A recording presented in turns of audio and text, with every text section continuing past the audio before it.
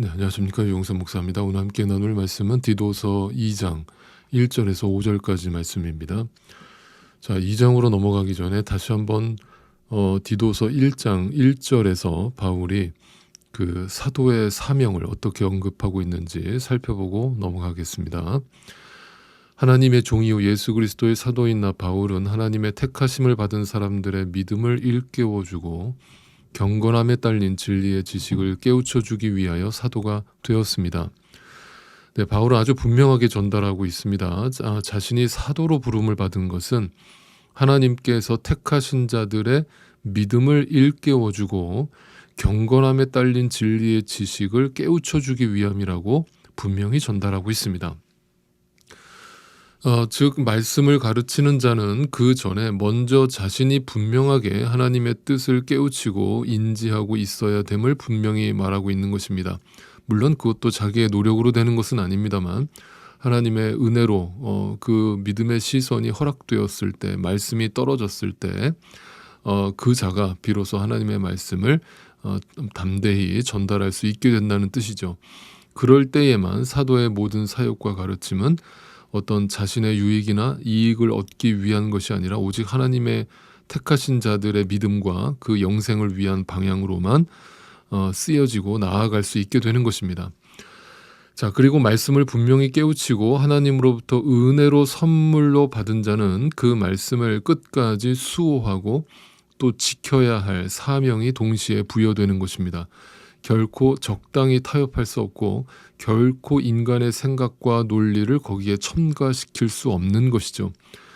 그러나 교회 안의 실상은 거짓 교사들이 교회 안에 들어와서 온갖 다른 교훈을 전달함으로써 하나님의 말씀을 비방하고 회방하는 일이 벌어지고 있었던 것입니다. 그래서 바울은 1장에서 교회 안에 건강한 성숙한 장로와 감독을 세워서 바른 교훈을 성도들에게 가르치라라고 명령했던 것입니다. 그렇다면 다시 한번 생각해 보시기 바랍니다. 왜 바울이 교회 안에 이토록 바른 교훈을 강조하며 그것을 수호하기 위해서 바른 지도자를 뽑으라고 강하게 명령을 했던 것일까요? 바로 그 하나님의 말씀을 회방하고 비방하는 일들이 교회 안에서 너무나 쉽게 벌어질 수 있기 때문인 것이죠. 여러분이 상상하는 그 이상으로 하나님의 말씀이 오늘날도 동일하게 회방받고 비방받는 그런 세상인 것입니다.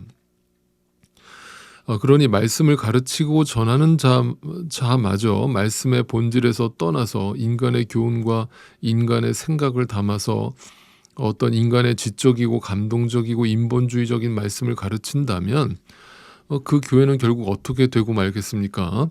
요한계시록의 말씀처럼 사대교회처럼 살았다 하는 이름은 있을지 모르지만 실상은 죽은 교회로서 하나님 앞에 서 있을 수밖에 없게 되는 것이겠죠. 제가 또 이렇게 말씀드리니까 말씀을 가르치는 자만 중요하다라고 또 생각하지는 말아 주십시오. 말씀을 듣는 자의 자세도 그만큼 중요합니다. 바른 말씀을 바르게 분별하여 듣지 않으면 내 신앙이 병들고 내 신앙이 병들면 교회가 병들고 내 삶마저도 병들어 버리기 때문입니다. 자, 그렇다면 말씀을 회방하고 비방한다는 것이 단지 그 하나님의 말씀을 왜곡하는 것만을 얘기하는 것인가? 그렇지 않습니다. 오늘 본문은 더 실제적이고 구체적으로 하나님의 말씀을 회방하고 비방한다는 것이 무엇인지 우리에게 확인시켜주고 있습니다. 2장 1절입니다. 그대는 건전한 교훈에 맞는 말을 하십시오. 네, 또다시 바울은 건전한 교훈, 바른 교훈을 가르칠 것을 강조하고 있습니다. 말씀이 얼마나 중요하며 이토록 반복적으로 잘 가르치라, 똑바로 가르쳐라 라는 명령조를 반복하고 있겠습니까? 자, 다시 말씀드립니다. 여기서 건전한 교훈, 단지 어떤 옳은 교리적 설교를 말하는 것이 아닙니다. 여기서 건전한이라는 헬라어 휘기아이노라고 하는 뜻은 건강한이라는 뜻도 있지만 때묻지 않은 순전한, 강건한 이런 뜻이 담겨 있습니다. 즉 건전한 교훈이란 병들지 않은 건강한 복음, 건강한 말씀, 즉 때묻지 않은 순전한 하나님의 말씀을 가르치라는 것입니다. 그러면서 바울이 갑자기 나이 많은 남자, 나이 많은 여자, 그리고 젊은 여자를 언급합니다. 자, 2절입니다. 나이 많은 남자들은 절제 있고 위엄 있고 신중하고 믿음과 사랑과 인내심이 흔들리지 않는 사람이 되게 하십시오. 여기 나이 많은이라고 하는 이 세번역 성경이 이걸 나름대로 점잖게 표현을 했는데요. 이것은 본문의 의도를 정확하게 잘못 이해한 오역이라고 저는 생각합니다. 단지 여기서 본문에서 얘기하는 것은 나이 많은 사람, 우리말로 이 나이 많다라는 번역은 뭔가 이렇게 점잖은 의미가 담겨 있어요. 뭔가 성숙하다. 네, 그죠? 뭔가 나이가 많다, 뭔가 경험이 많다, 뭐 이런 뜻으로 이제 오해될 수 있는 거예요. 그러나 본문의 더 정확한 번역은 우리말로 늙었다라고 하는 이전 번역이 더 정확한 번역입니다. 그러니까 늙었다라고 하는 표현은 우리말로 어떤 의미가 담겨 있냐면 다소 거친 표현이잖아요. 저 사람 늙었다 이 말은 뭔가 어떤 좀 고집스럽고 완고하고 뭔가 자기 생각이 좁아지고 뭔가 언행이 불일치하고 뭔가 절제가 없는 삶을 표현하는 뜻이에요. 저 사람도 늙었다, 다 됐다, 뭐 이런 표현을 하지 않습니까? 그러니까 여기서 표현하는 늙은 사람, 늙은 남자에 대한 것은 정확하게 그런 의미를 담고 있는 거예요. 즉 신앙생활의 어떤 연륜이 오래되면 오래될수록 오히려 더 겸손해지고 유순해지고 인내심이 깊어지고 생각이 넓어지는 것이 아니라 더 절제가 안 되고 인내심이 좁아지고 신중하지 못하고 자기 고집에 사로잡힐 가능성이 높아진다는 거예요. 그렇기 때문에 그들에게 교회 안에서 바르게 신앙인으로서 본을 보이고 처신할 것을 당부하는 말씀이라고 이해하시면 됩니다. 3절도 마찬가지예요. 이와 같이 나이 많은 늙은 여자들도 나이가 먹어갈수록 긍정적인 부분이 더 많아지는 것이 아니라 오히려 인간의 추함이 더 드러나는 것이 나이가 많아지는 것이고 늙어가는 것이기 때문에 그래서 바울은 권면하는 거예요. 행실을 거룩하게 하고 남 뒷담화 함부로 하지 말고 술의 노예가 되지 말고 좋은 것을 가르치는 사람이 되라. 여기서 좋은 것이라는 것은 당연히 하나님의 말씀을 의미합니다. 그러니까 남 뒷담화 하지 말고 남 험담하지 말고 하나님의 말씀을 나누고 가르치는데 내 시간을 쓰라는 것입니다. 자, 누군가에게 하나님의 말씀을 나누고 가르칠 수 있는 상태라면 그 사람은 이미 오랜 시간 동안 하나님의 말씀을 묵상하고 연구하고 읽어왔던 사람이겠죠. 그러니까 그 안에 하나님의 말씀이 충만하게 살아 역사하기 때문에 그 말씀이 흘러 넘치는 거예요. 그래서 나이가 더해 갈수록 내 입에서 나오는 것은 누군가에 대한 험담이 아니라 내 하나님의 살아있는 말씀이 내 입술에서 흘러나오는 것을 말하는 거예요. 그런 노후를 보내라라는 이야기를 지금 권면하고 있는 거예요. 그러면서 4절에 그리하여 그들이 젊은 여자들을 훈련시켜서, 자, 그들은 누구예요? 나이 많은 사람들이에요. 그러니까 교회 안에서 뭔가 나이가 많고 어른이 되어 간다는 것은 뭔가 젊은 사람들한테 본이 되고 뭔가 모범적인 생활을 통해서 더불어 하나님의 말씀을 베풀고 나누는 자의 위치에 서야 된다는 것을 말하고 있죠. 그럴 때 아랫세대가 그것을 본으로 삼고 그들을 따라서 가게 될 것이다 라는 이야기를 말하고 있는 겁니다. 어찌 보면 복음은 그런 의미에서 말로 가르치고 설명하는 것보다 이 윗세대가 먼저 그 하나님을 경험한 세대가 복음 안에서 먼저 그 복음 안에서 은혜 안에서 말씀 안에서 살아가는 모습을 보여주는 것이 진정한 가르침이라고 할 수 있는 거겠죠. 네, 그래서 여러분 복음은 귀로 배우는 게 아니라 복음은 눈으로 배우는 겁니다. 네, 정말 저분이 복음 안에서 말씀 안에서 살아가는 모습을 우리 다음 세대, 우리 젊은 세대들한테 우리는 보여줘야 될 의무와 사명을 가진 자들인 것입니다. 그런데 윗세대가 교회 안에서 서로 비방하고 험담하고 다투고 분열하는 모습을 젊은 세대들한테 보여준다면 여러분 과연 그 젊은 세대들이 교회 안에 더 이상 남아 있으려고 하겠습니까?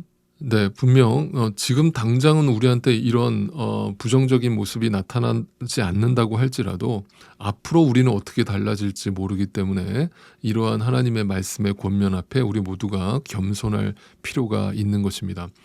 그리고 이제 바울은 젊은 여자들에게도 권면합니다. 남편과 자녀를 사랑하고 신중하고 순결하고 집안 살림 잘하고 어질고 남편에게 순종하는 사람이 되게 해야 할 것입니다.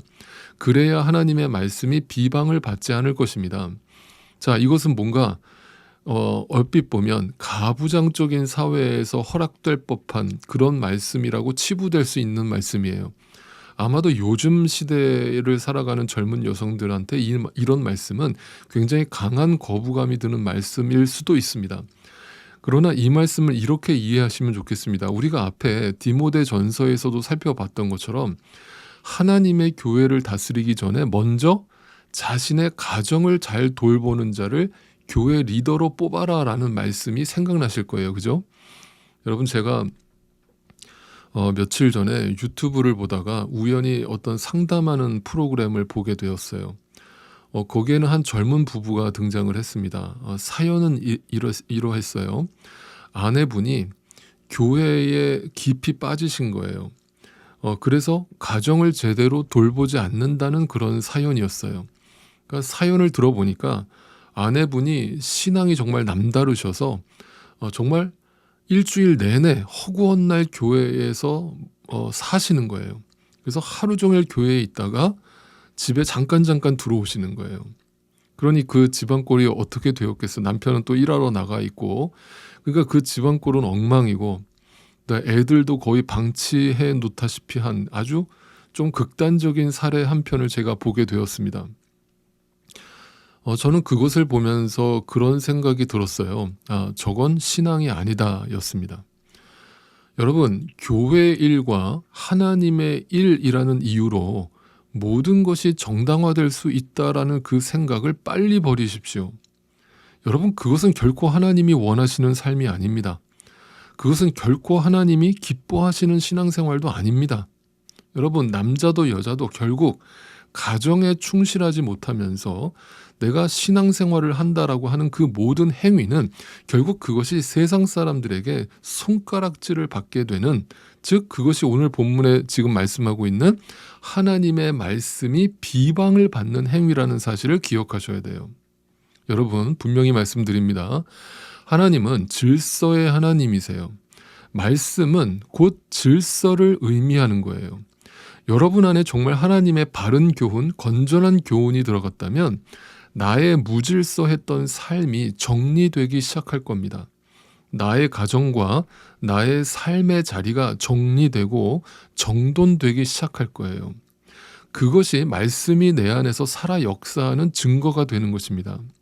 자, 마지막으로 로마서 2장의 말씀을 여러분과 읽으면서 마칠까 합니다. 로마서 2장 17절부터 24절까지 말씀을 같이 한번 읽어볼게요.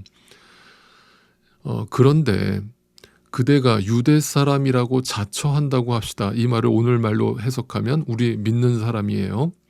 그래서 그대는 율법을 의지하며 하나님을 자랑하며 그 율법의 가르침을 받아서 하나님의 뜻을 알고 가장 선한 일을 분간할 줄 알며 눈먼 사람의 길잡이요 어둠 속에 있는 사람의 빛이라고 생각하면서 지식과 진리가 율법에 구체화된 모습으로 들어있다고 하면서 스스로 어리석은 사람의 스승이요 어린 아이의 교사로 확신한다고 합시다. 내 안에 하나님의 진리의 말씀이 허락됐다라고 확신한다는 거예요. 그렇다면 그대는 남은 가르치면서도 왜 자기 자신은 가르치지 않습니까? 도둑질을 하지 말라고 설교하면서도 왜 도둑질을 합니까? 간음을 하지 말라고 하면서 왜 간음을 합니까? 우상을 미워하면서도 왜 신전의 물건을 훔칩니까? 율법을 자랑하면서도 왜 율법을 어겨서 하나님을 욕되게 합니까? 말씀을 자랑하면서 왜 말씀대로 살지 않습니까? 그래서 왜 하나님의 말씀이 비방을 받게 합니까? 이 말이에요. 이것은 성경에 기록된 바 너희 때문에 하나님의 이름이 이방 사람들 가운데서 모독을 받는다 한 것과 같은 것입니다. 하나님 말씀이, 하나님의 이름이, 하나님이 세상에 모독받는 게 아니라 바로 우리 때문에, 나 때문에, 나의 삶 때문에 하나님의 말씀이 비방받고 회방받고 모독을 받는다는 것이죠. 부디 바라옵기는 오늘도 하나님의 말씀이 우리의 비루한 삶 때문에 사람들에게 비방거리가 되고 모독받는 그런 자리에 서지 않게 되기를 간절히 소망합니다.